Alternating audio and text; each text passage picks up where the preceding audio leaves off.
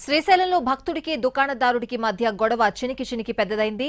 బొట్టు పెట్టే వ్యక్తితో గొడవపడిన దుకాణదారుడు ఆ వ్యక్తిని కొట్టడంతో ఇష్యూ పెద్దదైంది. శివస్వామిపై దాడి చేశారని భావించి యజమానిపై దాడికి దిగారు మిగిలిన శివస్వాములు. షాపు యజమానిని పోలీస్ స్టేషన్కు తరలిస్తూ ఉండగా నంది మండపం దగ్గర కూడా మరోసారి దాడికి దిగారు.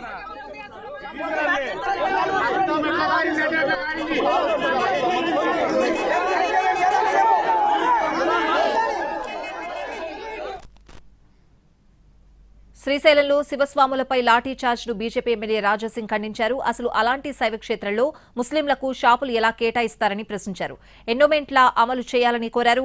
ఇదే విషయాన్ని ఏపీ సీఎం, డిప్యూటీ సీఎంలకు విజ్ఞప్తి చేస్తున్నామన్నారు రాజాసింగ్. ఎన్నో సంవత్సరాల నుంచి గతంలో ఉన్న గవర్నమెంట్కి రిక్వెస్ట్ చేసినాం, ఇప్పుడున్న గవర్నమెంట్ మా చంద్రబాబు నాయుడు గారికి రిక్వెస్ట్ చేస్తున్నాం, పవన్ కళ్యాణ్ గారికి రిక్వెస్ట్ చేస్తున్నాం. మన హిందూ పుణ్యక్షేత్రాలకి, మన హిందూ గుళ్ళ దగ్గర వేరే మతమూలు అసలు ఉండకూడదు.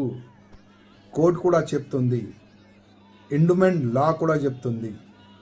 కానీ మా హిందూ పుణ్యక్షేత్రంలో గుడి ముందు షాప్లో ముస్లిమ్స్ వాళ్ళు హిందువుల దగ్గర షాప్ తీసుకొని అక్కడ బిజినెస్ చేస్తున్నారు. మేము ఎన్నో సంవత్సరాల నుంచి